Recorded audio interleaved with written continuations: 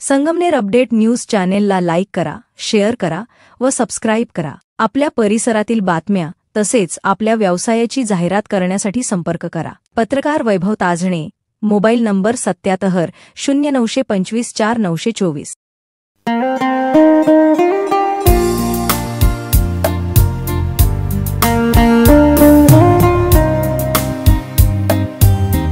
काहींना 25 वर्षे मंत्री राहूनही पाणी देता आलं नाही आणि मतदारसंघात 200 टँकर आवतात। अखेर संगमनेर मतदारसंघातील लोकांनीच तो बदल घडवला आणि आमदार अमोल खताळ यांना निवडून दिलं। घोषणांनी पोट भरत नाही, प्रत्यक्ष काम केल्याशिवाय जनता खुश होत नाही। प्रत्यक्ष कामाला तालुक्यात सुरुवात झाली आहे, असे प्रतिपादन डॉक्टर सुजय विखे पाटील यांनी केले। आणि आजचा हा दिवस त्या प्रत्येक व्यक्तीला समर्पित आहे जो 40 वर्ष या आशेने जगला की पाणी देतील तर विखे पाटीलच देतील, आणि म्हणून निस्वार्थ भावनेने आपल्या परिवाराचा त्याग करून, गावाच्या विरोधकांचा मान अपमान सहन करून, विखे पाटील परिवाराबद्दल बोललेला प्रत्येक अपशब्दाचा कडू घोट पिऊन परिवाराला न सोडणाऱ्या इथं बसलेल्या प्रत्येक 60 वर्ष आणि ज्येष्ठ नागरिकाचा आजचा हा पाण्याचा दिवस तुम्हाला समर्पित आहे।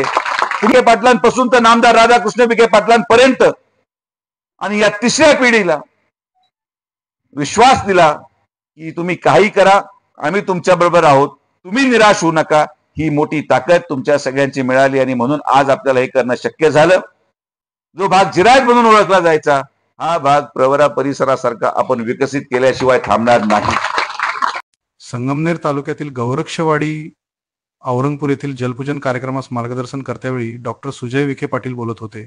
यावेळी त्यांनी माजी आमदार बाळासाहेब थोरत यांचे नाव न घेता त्याच्या 40 वर्षांच्या कामाच्या पद्धतीवर टीकास्त्र केले। डॉक्टर सुजय विखे पाटील बोलताना म्हणाले की पाणी देतील तर विखे पाटील देतील। पुढील 2 वर्षांत निमगाव जाळीचा प्रत्येक कानाकोपरा पाण्याखाली आणू असा जनतेसमोर शब्द दिला।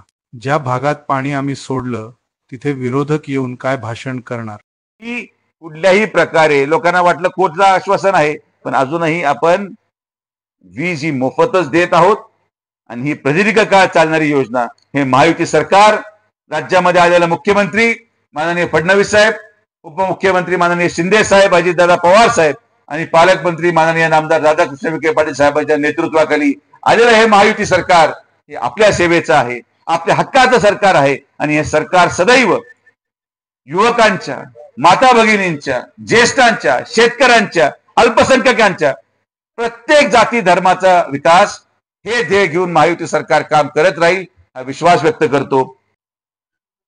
आणि या विश्वासावर पडलेलं मतदान यांनी काय बदल घडू शकतो हा गोरक्षवाडीचा तलाव या गोष्टीचा आयुष्यभरासाठी साक्षीदार राहणार आहे।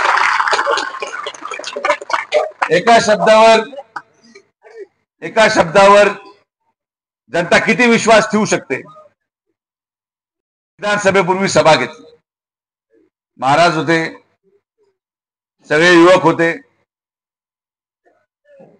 आणि युवक म्हणते ठीक आहे आमची जबाबदारी आहे, 2 कुटुंबाचं मतदान सोडून आम्ही सगळं मतदान तुम्हाला देऊ आणि या शब्दावर देऊ की तुम्ही आम्हाला वर्षभरामध्ये पाणी द्याल। मी खात्रीशीर सांगतो की या मंडपामध्ये बसलेल्या एकाही माणसाला हा विश्वास नव्हता की वर्षभरामध्ये काही होईल। आणि काही लोकांचा असा गैरसमज होता दोंदे साहेब, काही लोक हे पण म्हटले की पाणी आणणं हे पोरा बाळाचा खेळ नाही। या तलावाने हे सिद्ध करून दिलं की पाणी फक्त पोरच आणू शकतात, दुसरं कोणाला काम नाही। कामा करण्यासाठी जिद्द लागते, वयाची अट नसते।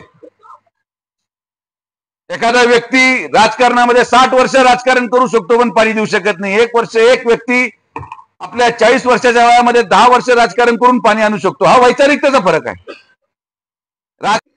किती वर्ष आपण या शब्दावर की पाणी आज येईल मत मागायची, आश्वासनावर मागलेले मत आणि आश्वासन न पूर्ण केल्यावर त्या आश्वासक मतावर बांधलेलं महल हे जनता पाडून टाकते, हे या 2024च्या विधानसभेने सिद्ध करून दाखवलं।